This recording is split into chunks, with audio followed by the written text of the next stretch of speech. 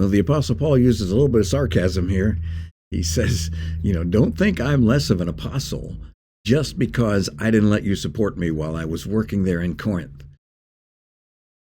That the miracles, everything that he did while he was preaching in Corinth and establishing the church there in Corinth was exactly the same thing the other apostles were doing in other places. And he says it like this: I have become foolish.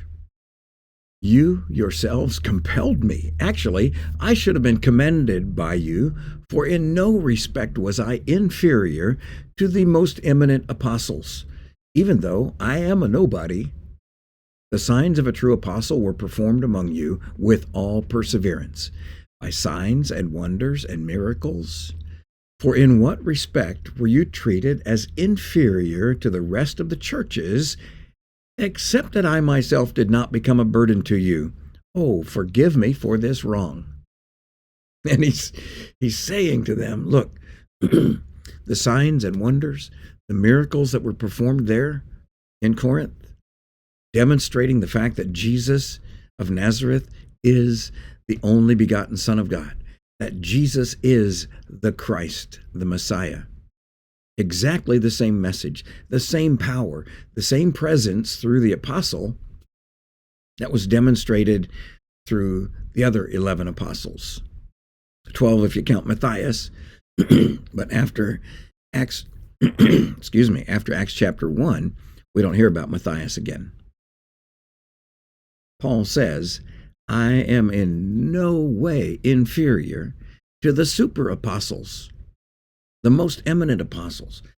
And because Jesus himself personally called Saul of Tarsus to be an apostle of his, changed his name to Paul. Jesus not only personally called him, as he did the others, he apparently trained him and educated him and discipled him and then enabled him.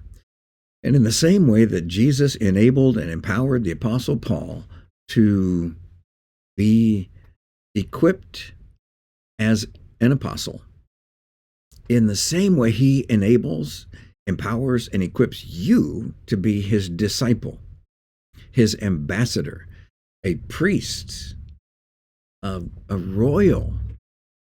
And I like the way Peter connects those words. We are a royal priesthood. Not only are you adopted into the royal family and given a place at the royal table, you've also been given a place in the royal business. You've been given a place in the royal temple.